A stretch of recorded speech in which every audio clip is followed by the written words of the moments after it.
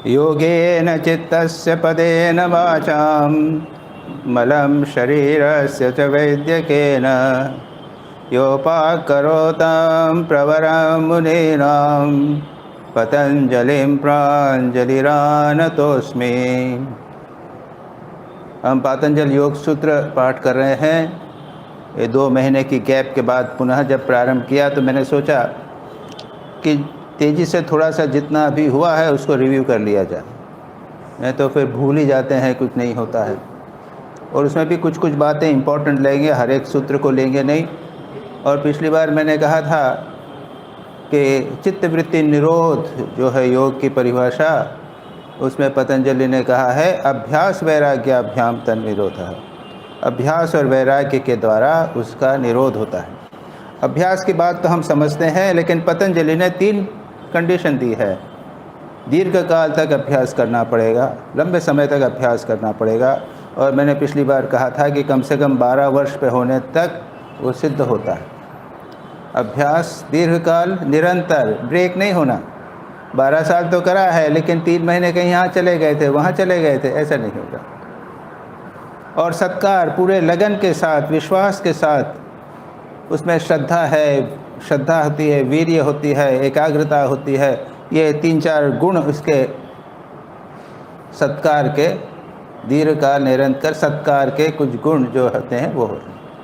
और इसका एक अच्छा सुंदर दृष्टांत हमको शास्त्रों में मिलता है। उसमें एक इम्पॉर्टेंट सूत्र है या श्लोक है मांडुक्य कारिका में। मांडुक्य कारिका नाम तो सुना आपने। मांडुक्य उपनिषद एक प्रसिद्ध उपनिषद है। उसमें ओम का विश्लेषण है, 12 मंत्र हैं केवल। और उसके ऊपर शंकराचार्य के गुरु गौड़पादाचार्य ने एक व्याख्या लिखी है, उसको कारिका बोलते हैं। तो मांडुक्य कारिका में उन्होंने एक बड़ा सुंदर श्लोक लिखा है, बहुत ही सुंदर। उत्सेकः उदधेर यद्वत् कुशाग्रे केन बिंदुना मनसो निग्रहः तद्वत् भवेद अपरिखेदतः। क्या है सुंदर? समुद्र को खाली करना। तो कैसे खाली करना? एक बुलडोजर ले जाओ, उसमें बड़ा बड़ा है, पानी निकालेंगे, ऐसा करेंगे? नहीं। अब दाल परोसने के एक चम्मच से नहीं, टीस्पून से नहीं। समुद्र को कैसे उलूशना? कुशाग्र से, कुश की घास से एक एक बूंद उसको निकालना। अब सोच लीजिए। तो कहते हैं कि चित्तवृत्ति निरोध जो है, मन इतना चंचल है, मन एक सागर के समान है जिसमें सदा निरंतर लहरें उठती रहती हैं, विचार उठते रहते हैं। उनको शांत करने के लिए वो मानो समुद्र को उलीचने के समान है, और वो भी कुशाग्र की बूंदी से। फिर भी आगे कहते हैं मनसो निग्रह भवेत, होता है अपरिखेदतः, बिना खेद के, बिना डिप्रेशन के, कंटिन्यूसली करने के लिए हम तैयार हैं तो होता है। और इसके संबंध में 2 सुंदर कहानियाँ।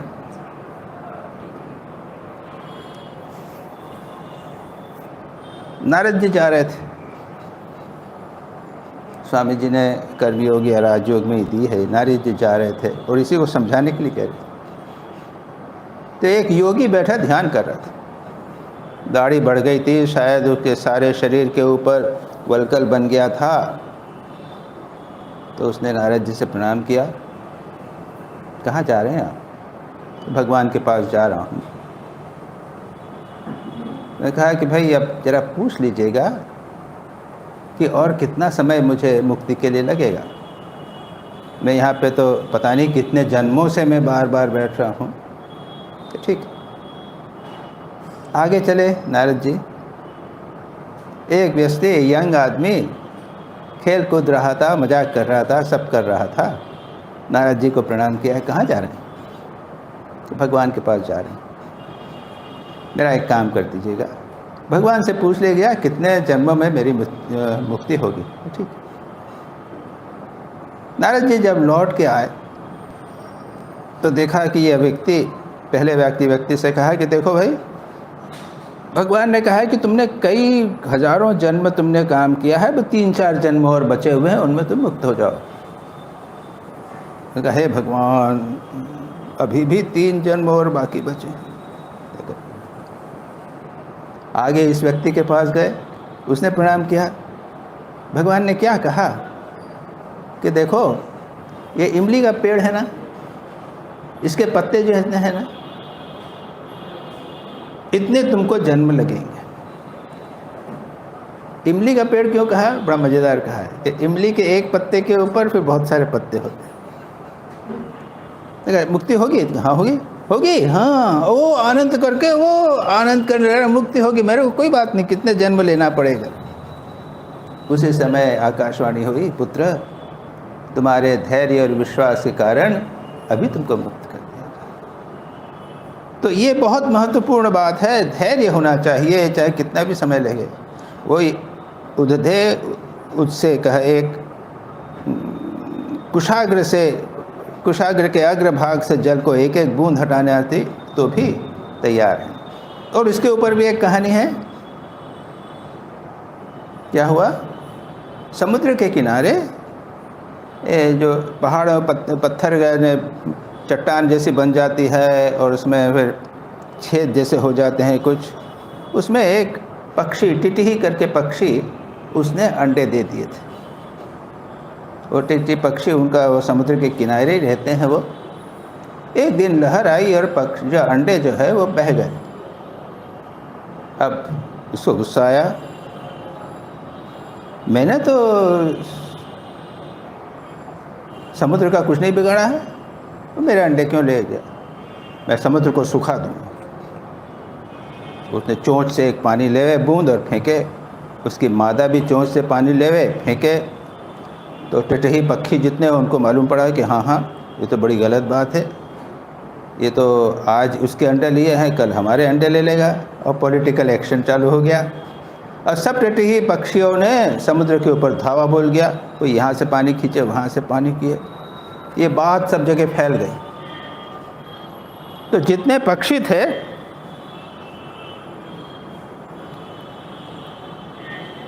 संसार के जितने पक्षियों से पता चला, तो सारे समुद्र के किनारे सब लोग अटैक करने लगे। अच्छा, बड़ा आश्चर्य हुआ। इधर गरुड़ ने देखा ये क्या मामला है। संभवतः नारद जी भी गए, उनका तुमको मालूम नहीं, तुम पक्षियों के राजा हो, तुमको मालूम नहीं कि पक्षियों के ऊपर अत्याचार हो गया है, उन्होंने एक पॉलिटिकल एक्शन पार्टी बनाई है और इतना सब कर रहे हो।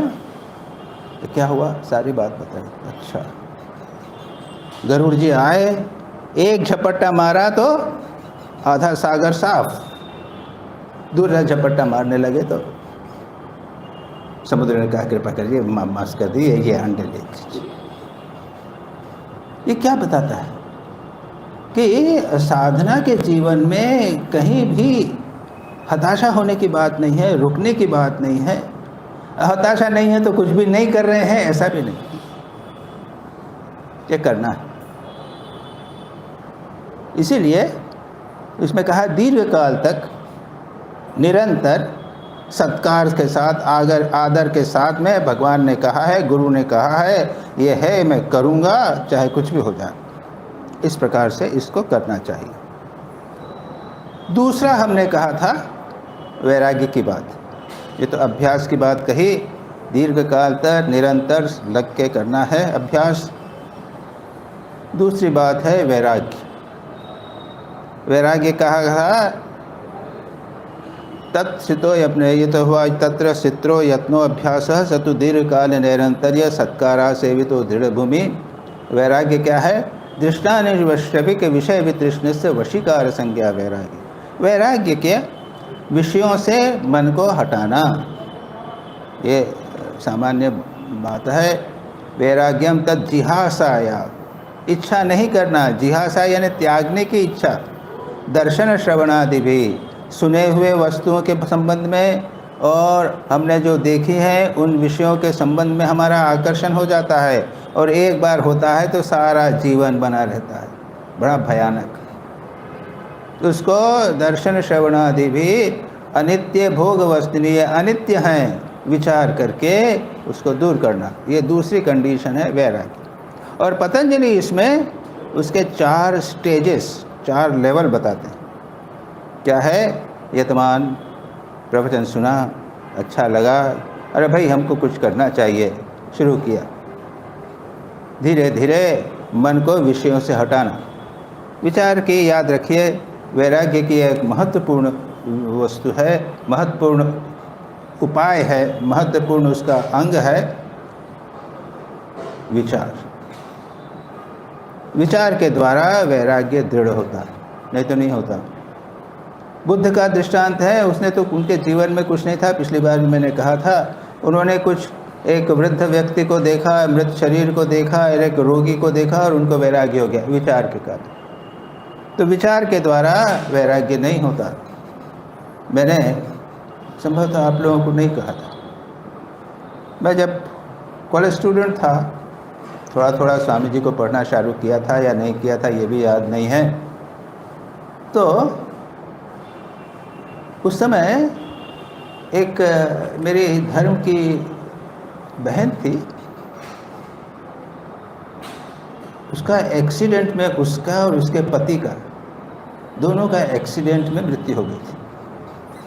और छोटी कम उम्र में जो होता है ना, हार्ट जरा सेंसिटिव होता है, थोड़ा प्रेम करते थे, उसको अच्छा लगता था, उसके 2 छोटे छोटे बच्चे थे। वो अचानक एक्सीडेंट, कहीं वो गए थे ओंकारेश्वर के, नहीं, उधर नर्मदा के वहाँ पे गए थे, तो वो नर्मदा के पुल के ऊपर से वो बस जो है वो नीचे गिर गई, सीधी गिरी, वो सामने बैठे हुए थे, दोनों को दोनों।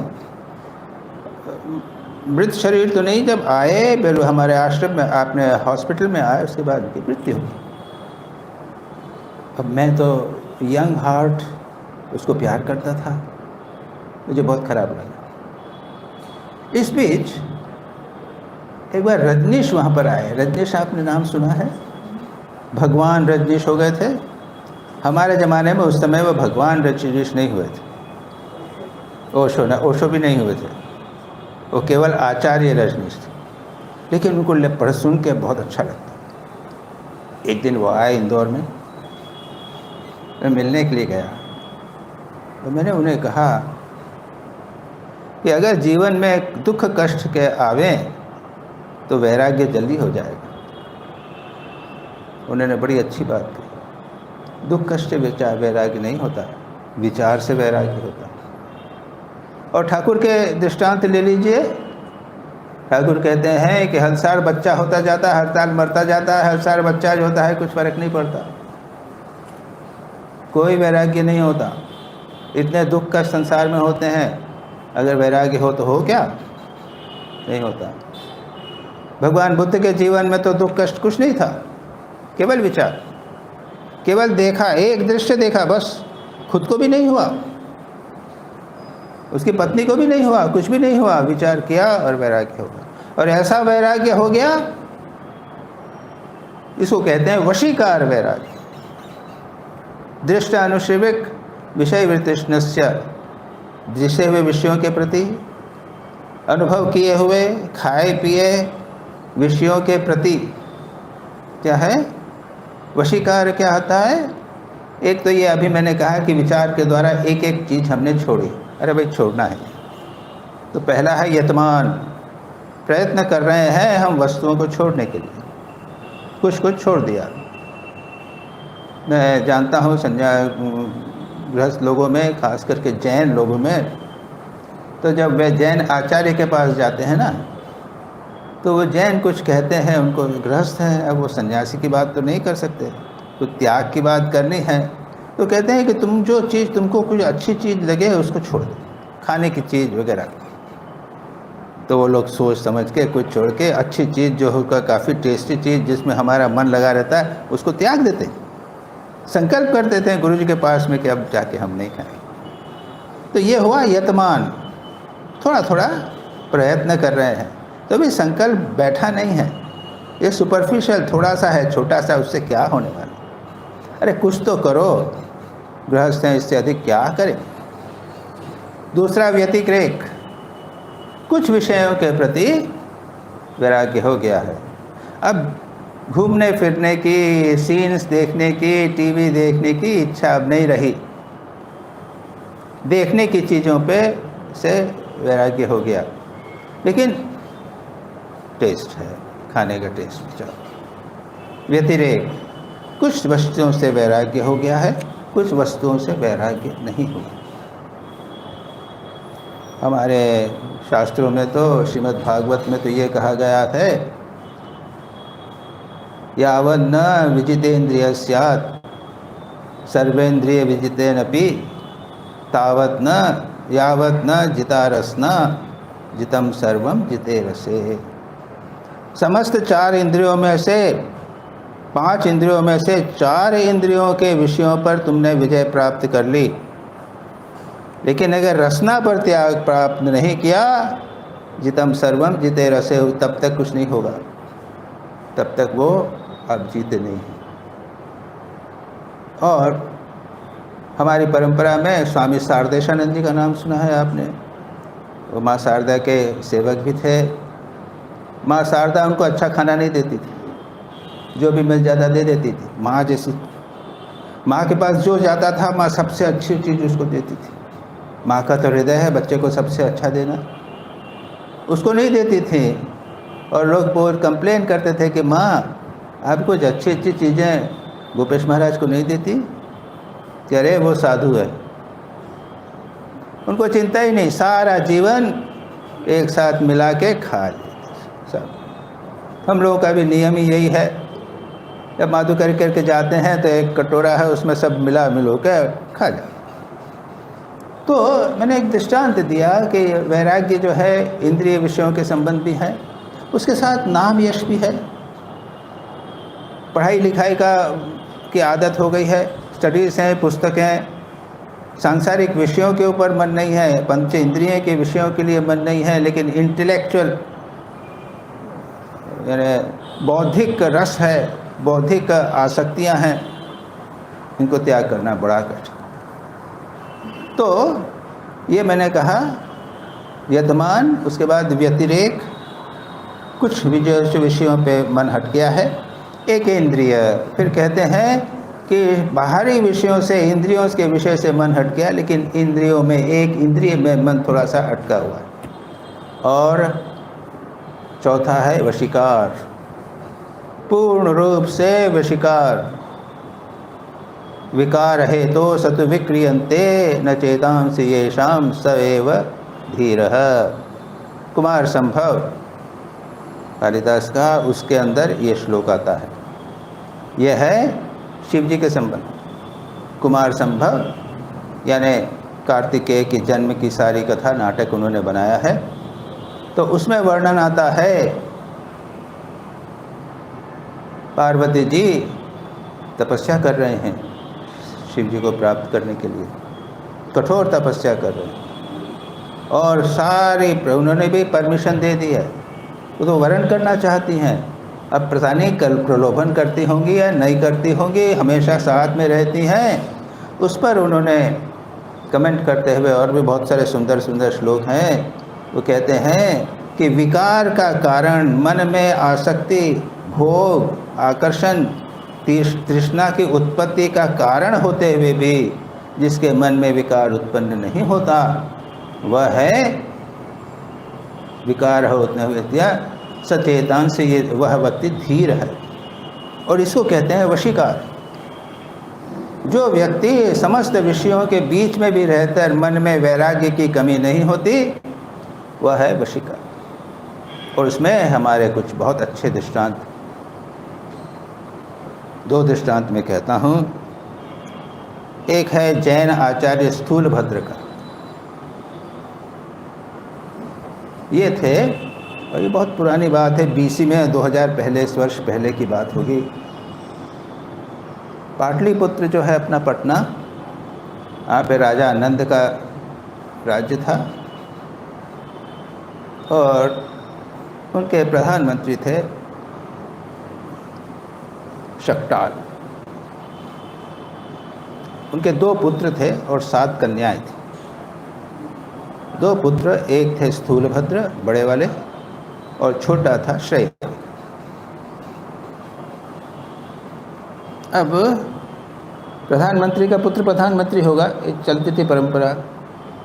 वो तो स्थूलभद्र को ट्रेनिंग देना पड़ेगा, इसको सब चीज़ें जानना चाहिए। प्राइम मिनिस्टर यानी वो आर्ट साइंस भी जाएगा, म्यूज़िक भी जानेगा, नृत्य कला उसको सारा समझना चाहिए, सब करना चाहिए।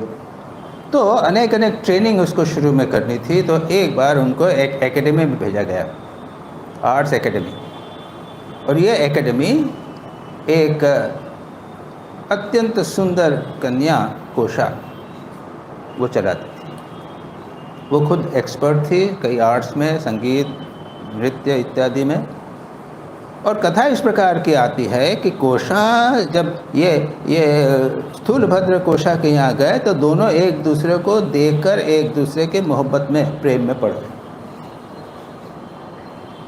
और स्थूलभद्र 12 वर्ष तक कोशा के यहाँ पे रहे। इधर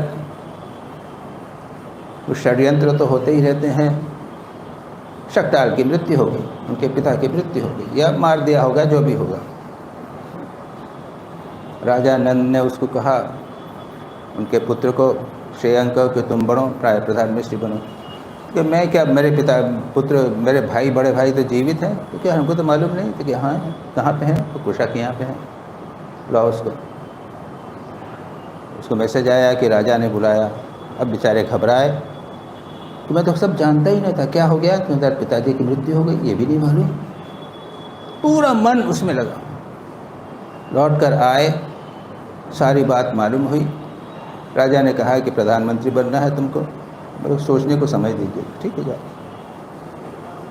वो एकांत में चले गए, सोचने लगे। याद रखिए, तब तक उनमें वैराग्य हो चुका था। और उन्होंने कहा कि भाई कोशा वगैरह तो हो गया, संसार तो मेरा कुछ नहीं है। अभी ये राज्य में पढ़ने में तो सारा मेरा संसार समाप्त हो जाएगा। दिन भर किसी न किसी प्रकार की चिंताओं में लगा रहूँगा मैं, कुछ भी नहीं होगा। ना बाबा, उनको वैराग्य हो गया था। राजा के पास गए। अब राजा और कोई काम यदि होगा तो स्वीकार नहीं करेगा, लेकिन उन्होंने कहा कि मैं साधु होना चाहता हूँ। अब इसमें राजा कुछ नहीं कह सकता। ठीक है, जाओ। इतनी बड़ी जिम्मेदारी यदि छोड़ते हो तो उससे श्रेष्ठ उच्चतर चीज़ होनी चाहिए। वो कहा कि मैं साधु होना चाहता हूँ। ठीक है। अब जा रहे थे वो, तो राजा ने ऊपर से देखा, किधर जाता है, देखें तो बाहर जाता है कि संसार में जाता है, कोशा की तरफ जा रहा है या उधर जा रहा है। बन गए, साधु बन गए। साधु महाराज के पास में गए, संन्यास ले लिया। अब चातुर्मास आया। चातुर्मास आता है ना, 4 महीने तक कुछ आपको संकल्प करके रहना पड़ता है। और जैन धर्म में ऐसे ऐसे संकल्पी अच्छे प्रबल सन्यासी हुआ करते थे। एक सन्यासी ने कहा कि मैं शेर की गुफा के सामने 4 वर्ष रहूँगा, 4 महीने रहूँगा। तथास्तु, ठीक है, करिए। दूसरे ने कहा कि मैं जहरे सांप के मुंह के बाम्बी के सामने अपने वहाँ पे रहूँगा। ठीक। तीसरे ने कहा कि मैं 4 महीने एक दीवार के ऊपर में रहूँगा। ठीक। और स्थूलभद्र ने कहा कि मैं 4 वर्ष कोशा के यहाँ पे रहूँगा। तथास्तु, जाओ, स्वीकार कर लिया। जब ये कोशा के पास पहुँचे तो कोशा तो कह रही थी कि मैं जानती हूँ, वो तो उनके बिना पागल थी वो भी, कि मैं जानती हूँ तुम मेरा बिना नहीं रह सकते हो। आ गए, आओ। ठीक है, देखो मैं साधु हो गया हूँ। जिस कमरे में हम लोग ने श्रृंगार किया है, भोग किया है, उस कमरे को साफ कर दो। बिल्कुल कुछ नहीं होना चाहिए। मैं अपना आसन बिछा के रहूँगा, तुम चाहे कुछ भी करो, मेरे को छूना मत, बस। ये ठीक है, ठीक है, कोई बात नहीं। वहाँ बैठ गए। अब कोशा तो एक्सपर्ट थी, सन्यास में भोग में एक्सपर्ट थी। वो सब प्रकार की कोशिश कर ली उनको मोहित करने के लिए। छुआ नहीं, बस गाना, बात करना, अंग प्रत्यंग बनाना, सब कुछ कर लिया। उनके मन में जरा सा भी विकार नहीं आया, किंचित मात्र भी विकार उनके मन में नहीं आया। वो हार गई, उसके जीवन में परिवर्तन हो गया। 4 महीने के बाद में जब गुरु जी के पास लौटे ये चारों सन्यासी, तो पहले 3 सन्यासी जो आए थे उनको गुरु ने दुष्कर तप प्रणाम किया। आपने दुष्कर तप किया, ऐसी ऐसी परिस्थितियों में आप 4 महीने तक रहे दुष्कर तप। और ये जब आए तो उनका स्वागत को उन्होंने 4 कदम आगे बढ़कर अति दुष्कर तप, आपने अत्यंत कठोर तप। स्वामी विवेकानंद के जीवन में, स्वामी विवेकानंद अमेरिका गए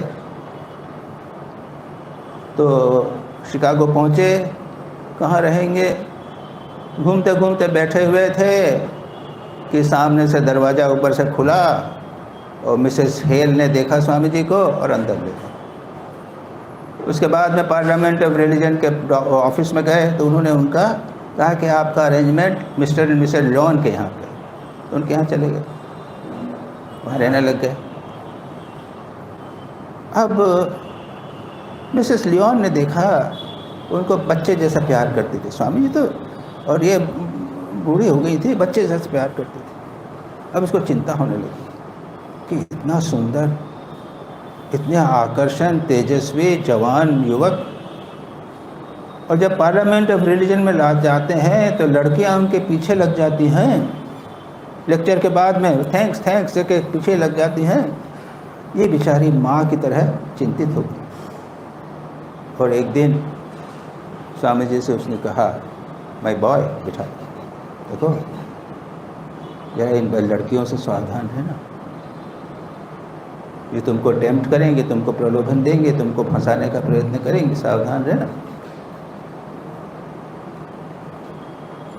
स्वामी जी बहुत खुश हुए, आंखों में आंसू आ गए कि विदेश में भी एक ऐसी महिला है जो मेरा कल्याण सोच रही है। उसके हाथ पे फेरते हुए कहा कि मदर, ये सत्य है मैं कि भिखारी हूँ, सन्यासी हूँ, भिक्षा मांग के मैंने खाया है, लेकिन मैं रजवाड़ों में भी रहा हूँ, राजाओं के यहाँ पे रहा हूँ, और सारी रात सुंदरियाँ मेरे को पंखा चलती रही। और फिर सेंटेंस कहा था, I am used to temptation. मैं तो ये जो है टेम्पटेशन जो है, ये जो प्रलोभन है, ये मैं जानता हूँ, आदी हूँ, मेरे को कुछ इनसे फर्क नहीं। एक और बार हुआ था, अमेरिका की ही बात है। एक युवती थी, बहुत ऐश्वर्य था, धन संपत्ति थी उसका, और वो स्वामी जी पे मोहित हो गई। स्वामी जी कहाँ ठहरे थे, जिसके यहाँ पे ठहरे थे, वो आई, उनको कही तो स्वामी जी आप मेरे क्वार्टर्स में आके रहिए। स्वामी जी गए, सारी प्रॉपर्टी वगैरह सारे दबाई, कितने एकड़ ज़मीन है, 100 एकड़ ज़मीन है, ये सब मैं आपको आपका जो काम है, भारत के लिए जितना काम है, उसके लिए सारा का सारा मैं आपको अर्पित करता हूँ। तो तुम्हारा क्या होगा? कहते हैं मैं फिर क्या करूँगी, मैं भी तो अब आपकी दासी बन जाऊँगी, मैं भी अपने को अर्पित करूँगी।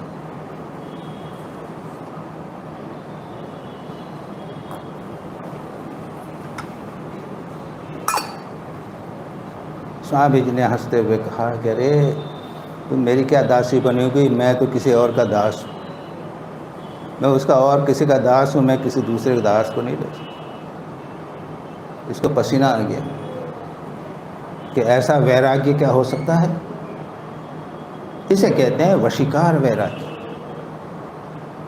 तो पतंजलि कहते हैं कि दृष्ट सुने हुए, अनुश्रविक देखे हुए और अनुभव किए हुए या सुने हुए, यानी स्वर्ग में जो विषय हैं इत्यादि के बारे में सुना है, उसके विषय में पूरी वशीकार, यानी जो पूरा वैराग्य, ऐसा वैराग्य जिसे वशीकार अभा कहते हैं, वशीकार संज्ञा, इसको हम वैराग्य कहते हैं।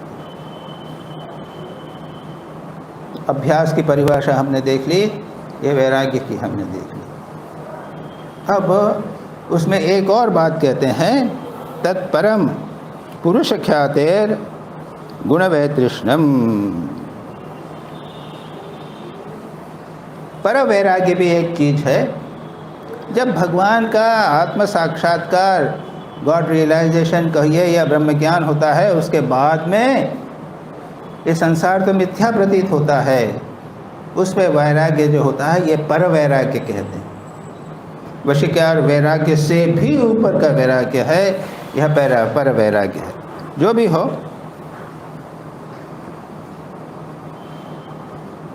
ये तो ऊंची ऊंची बात कही पर वैराग्य की। अब कम नीचे आ जाएं, दोनों की आवश्यकता है, याद रखिए। अभ्यास और वैराग्य के संबंध में तीव्रता, तीव्र संवेगानाम आसन्न, ये है संवेग की बात अब करेंगे। तीव्रता होनी चाहिए। अब ये तीव्रता दोनों प्रकार की है। एक स्थान से दूसरे स्थान जाना हो तो तीव्र संवेग, फास्ट स्पीड। यहाँ से कलकत्ता जाना हो तो पैदल जाने में टाइम लगेगा और प्लेन से जाने में टाइम कितना कम लगेगा। उसी प्रकार से साधना की तीव्रता पर निर्भर करता है। और इसका भी दृष्टांत एक बड़ा सुंदर है। एक स्थान पर अकाल पड़ रहा था, तो नहर थी, एक तालाब था या नहर जा रही थी, तो उससे लाएँ खोद कर, नहर नाली खोद कर अपने घर में, अपने मकान खेत तक लाना था। तो दो किसान अपने अपने खेत को लगाने के लिए लग गए। तो बड़ा काम है। एक व्यक्ति कर रहा था, उसकी पत्नी ने कहा, अरे क्या कर रहे हो, कब तक खाना वाना खाओगे कि नहीं खाओगे? अरे ठहरना, अरे चलो खाना खा लो, थोड़ा आराम कर लो, फिर कर लेना। ठीक है, आ गया। आराम किया तो आराम करते रहे, उस दिन नहीं हुआ। दूसरे दिन थोड़ा हुआ, वो कभी नहर को जोड़ नहीं सका। दूसरा व्यक्ति लगा था काम करने में, उसकी पत्नी आई, अरे चलो ना, खाना कब खाओगे? कि तू चल, मैं आता हूँ। लगा रहा। थोड़ी देर बाद फिर आई, चलो ना, खाना खा लो ना। गुस्सा है कि वो कुल्हाड़ी गरेत लेके भागने चला। पागली, समझती नहीं है, खाना नहीं मिल रहा है, मर रहे हैं, भूखे मर रहे हैं, और ये क्या कर रही है? और बेचारे डर के मारे भाग गई तेरे बाबा। पूरा काम किया, शाम तक खोदते खोदते खोदते, उसके बाद में लहर, जब उसको नहर सब जोड़ दी, हाँ, उसको देखा, आनंद किया। उसके बाद जा, ला तेल दे, तेल लगा के स्नान करके आराम से खा के सो। ये दीर्घकाल निरंतर तीव्रता, ये अत्यंत महत्वपूर्ण है। जैन धर्म में इस तरह की कहानी है। वैराग्य की, ये तीव्रता के अभ्यास की कहानी है, वैराग्य की भी कहानी है। एक पत्नी ने पति की सेवा कर रही, तेल वेल लगा रही थी, क्या कर रही थी, उसके आंखों में आंसू आए, टपक गया उसके ऊपर। क्या बात, तो रो क्यों रही है? मेरे भाई को वैराग्य हो गया। तो क्या हुआ? वो अपनी रानियों को त्याग रहा है। उसकी 16 पत्नियां थी, वो एक एक करके उसको त्याग रहा है। तो जोर से हंस दिया।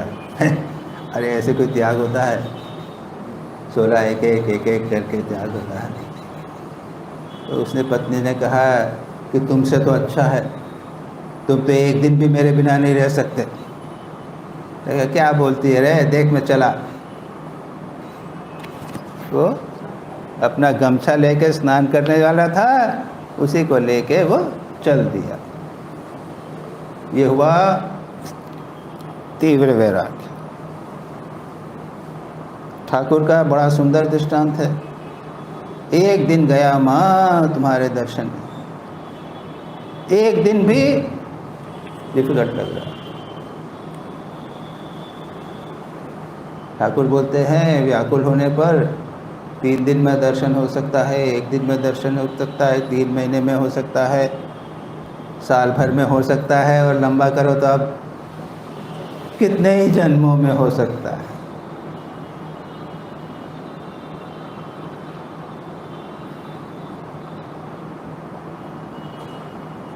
फिर बिल्व मंगल और तुलसीदास जी की कहानियाँ हैं। वो तो अत्यंत आसक्त थे। बिल्व मंगल वेश्या से आसक्त था, तुलसीदास जी अपनी पत्नी से आसक्त थे।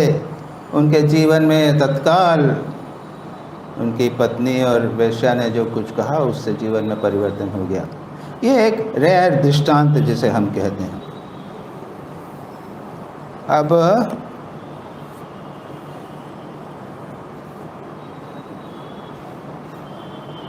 ये जो वैराग्य है ना, इसके बारे में थोड़ी और बात करें।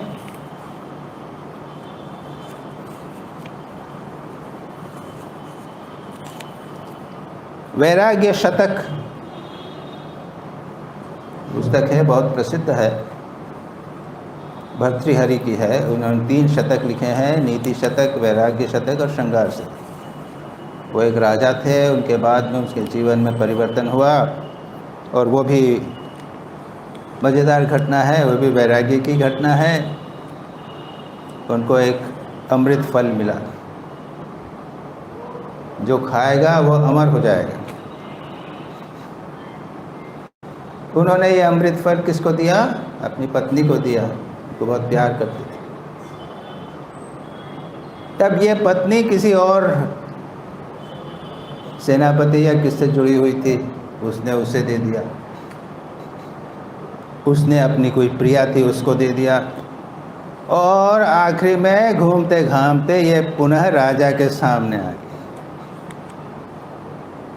अरे ये कहाँ से? तब उनको वैराग्य हो गया।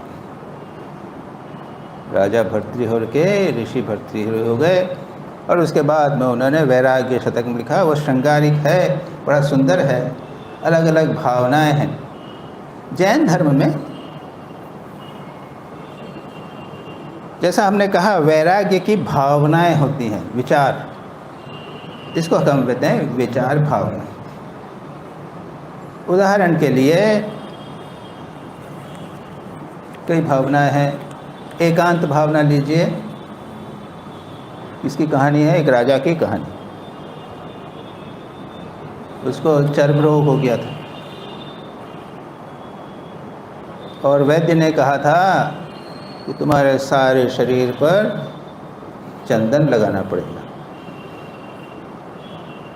तो जितनी रानियां थे वो चंदन घिसने लगी,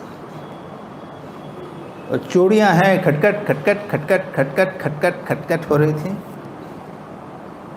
ओह, ये क्या खटखट खटखट हो रहा है? तो बंद करो बंद करो। रानियों को बोला, 2 चूड़ी रखी तो भी किटकिट किटकिट किटकिट हो रही है, वो सहन नहीं कर पा रहे हैं। तो उन्होंने क्या कहा कि सब हटा दो, 1 चूड़ी रखो। क्या थे कोई सधवा हैं तो 1 चूड़ी तो रखेंगे। हाँ, अब आवाज़ नहीं हो रहा है। राजा बहुत खुश हुए, क्या बात, आवाज़ क्यों नहीं हो रहा? सारी घटना बताई। ओह, यहाँ 1 है, वहाँ खिटखिट कटकट नहीं। बस वैराग्य हो गया। तो ये एक वैराग्य के विचारों को जिसे भावना कहते हैं, ये एक प्रकार की भावना। अनित्य भावना, 12 भावना हैं। मैं देखूंगा पता नहीं कितना कर सकूंगा कि नहीं कर सकूंगा। हत्या की कहानियां हैं, कुछ याद हैं कुछ नहीं याद हैं। क्या हुआ? अनित्य भावना। इसकी 2 एक कहानियां हैं। एक कहानी है भरत की, भरत चक्रवर्ती। भरत चक्रवर्ती कौन थे? तो राजा थे, वो थे किसके? नहीं नहीं नहीं, वो ये भरत नहीं, ये भरत नहीं, ये 2 भरत चक्रवर्ती, ये ऋषभ देव के पुत्र थे। ऋषभदेव जैन धर्म में प्रथम तीर्थंकर माने जाते हैं। उनके 100 पुत्र थे। यह भागवत में कहानी आती है, प्रारंभ में ही भागवत भारत की कहानी है। अभी सुनेंगे तो आप पता चल जाएगा। ऋषभदेव के 100 पुत्र थे। अब ऋषभदेव ने संन्यास ले लिया, तो अब में राजा कौन बनेगा?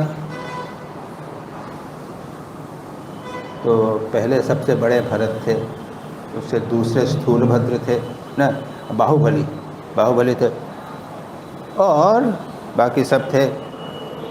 ऋषभदेव ने जब उपदेश दिया तो उनको सबको वैराग्य हो गया, और 95 जो पुत्र थे वो सन्यासी हो गए, बचे 2।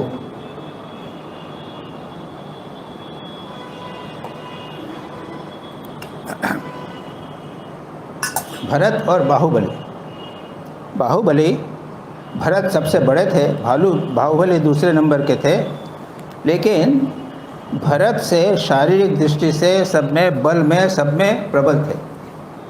तो उन्होंने कहा कि मैं राजा बनूं। भरत ने कहा नहीं, मैं बड़ा हूँ। दोनों में युद्ध हुआ। जब युद्ध हो रहा था तो आखिरी में बहुत देर तक युद्ध हुआ, कुछ निर्णय नहीं हुआ। तब भरत ने ब्रह्मास्त्र चलाया,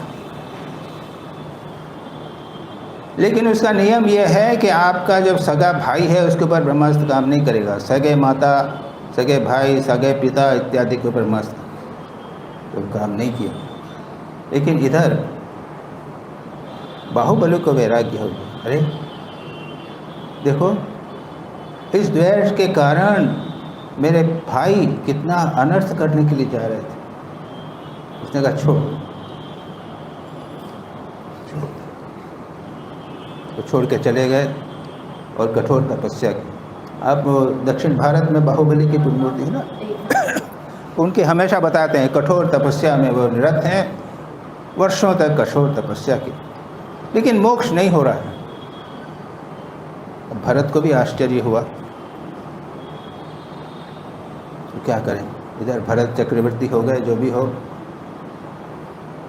तब ऋषभदेव के पास गए, देखो उसके मन में तुम्हें पराजित करने का मन में भाव अभी भी बना हुआ है, और ये बात थोड़ी अटक रही है।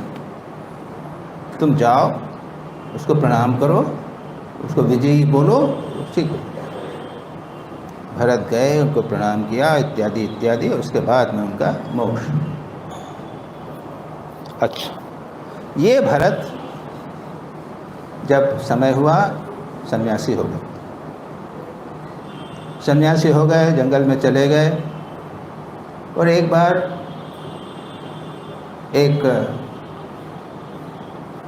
हिरणी, गर्भवती हिरणी, उसके पीछे शेर आया, तो वह कूद रही थी, क्रॉस कर रही थी नदी, तो उसमें गिर गई, और बच्चा पानी में गिर गया। ये भरत ने उसको उठा लिया, भरत में उठाया, बड़ा किया उसमें, और आसक्त हो गए उसके अंदर। और आसक्ति के बाद जब शरीर गया तो उसके बाद क्या हुआ, वह भरत एक हिरण के रूप में जन्मे। उनको ज्ञान रहा अपना। उसके बाद अगले जन्म में उसका भी शरीर चला गया, अगले जन्म में एक राजा के पुत्र बने, लेकिन पूरा ज्ञान था कि अरे अब चक्कर में नहीं पड़ना संसार। तो फिर करते रहे, ज्ञान था उनको। लेकिन प्रश्न ये बोल रहा था मैंने कि वैराग्य की बात, उनकी पत्नी, उनके भाई, उनके जो वो थे भाभियाँ, उनको तक कष्ट देती थी। एक बार निकल गए, और उसके बाद में वो बैठे हुए थे कहीं पे, तो एक राजा की रहुगण की सब पालकी जा रही थी। एक व्यक्ति की कमी थी, तो उसको लेके जोड़ दिया। वो जा रहे हैं तो इधर उधर कर रहे हैं, तो राजा ने कहा क्या कर रहे हैं? देखो ये कीड़े हैं, इनको बचा रहा हूँ। उनको ज्ञान हो गया। तो वैराग्य का, एक पर वैराग्य का या श्रेष्ठ वैराग्य का ये दृष्टांत हम राजा भरत में भी प्राप्त करते हैं। अब कितना टाइम हुआ कि नहीं? टाइम हो गया? हाँ? हो गया, ठहरे से हो गया। बंद करते हैं तो कहानियाँ ही कहानियाँ हैं। अभी तो भावनाएं चल रही ना, अशुचि भावनाएं करके समाप्त करते हैं। ऐसे मैं सुना चुका हूँ कई बार। हैं? मल्ली, मल्ली राजकुमार, ये भी तीर्थंकर है, जैन तीर्थंकर। एक राजकुमारी मल्ली, अत्यंत सुंदर, उसको वरण करने के लिए बहुत सारे राजा आए हैं, राजकुमार आए हैं। उसने क्या किया था, एक अपनी ही अत्यंत सुंदर एक सोने की मूर्ति बनाई, अंदर से खोखली, और जो भी रोज़ खाती थी उतना ही वो उसके अंदर रोज़ डाल देती थी और बंद कर देती। धीरे धीरे धीरे सब पूरा भर गया। तब तक ये राजा लोग, राजकुमार आए, सब आए, मूर्ति को देखकर अत्यंत आश्चर्यचकित हो गए। ओह, कितनी सुंदर मूर्ति है, मल्ली से भी सुंदर मूर्ति है। इतने मल्ली वहाँ पे आई और उसको देख कर कहती है, आओ इधर आओ, इतनी सुंदर है ना। उसको ढक्कन खोल दिया,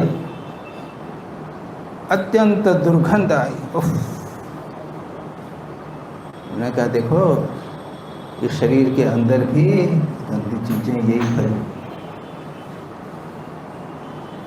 ये एक अशुचि भावना, गंदी भावना का विषय। ये तो घटना के बारे में बताई गई है। और यहाँ पातंजल योग सूत्र में मैंने डिस्कस किया है, शौच, संतोष, तप, स्वाध्याय, ईश्वर प्रणिधानानि क्रिया योग। उसके अंदर शौच की बात मैं कही थी कि संसार की सभी वस्तुएं अपवित्र हैं। ये शरीर जिसको हम कहते हैं कि ये इतना सुंदर है, कितना पवित्र है, ये नाना कारणों से, 5 कारण हैं। इसको स्नाप नहीं करेंगे तो बदबू आने लग जाएगी, और उसको क्या है, जो बना हुआ है, जो चीज़ है उसके अंदर से निकलता है, ऊपर से निकले, नीचे से निकले, सब गंदी चीज़ निकलती हैं। इस प्रकार कई कारणों से ये शरीर अत्यंत घृणित है, लेकिन फिर भी लोग इसको अत्यंत पवित्र, शुचि समझते हैं। अविद्या का एक लक्षण है, इसमें होता है। तो ये एक और भावना हुई, अशुचि भावना, अनित्य भावना, जो हमने कहा अभी, अनित्य भावना। फिर एकांत भावना, और भी भावनाएं हैं जिनकी चर्चा हम अगली बार करेंगे। वैराग्य को के लिए भावना होनी चाहिए। श्री रामकृष्ण के जीवन में भावना है। नारी शरीर को देखकर कहा, अरे ये क्या है, क्षण भर हो गए, गंदा है, ये सब है, इसको स्पर्श करने से व्यक्ति संसार में पड़ जाता है। धन के लिए, कांचन, काम कंचन के लिए विचार किया, ये भावना। और भी श्री रामकृष्ण के जीवन में और भी बहुत सारी भावनाएं हैं आज के ज़माने के लिए, इसकी चर्चा हम अगली बार करें। ठीक है। ओम शांति शांति शांति। हरि ओम तत्सत्। श्री रामकृष्णार्पणमस्तु।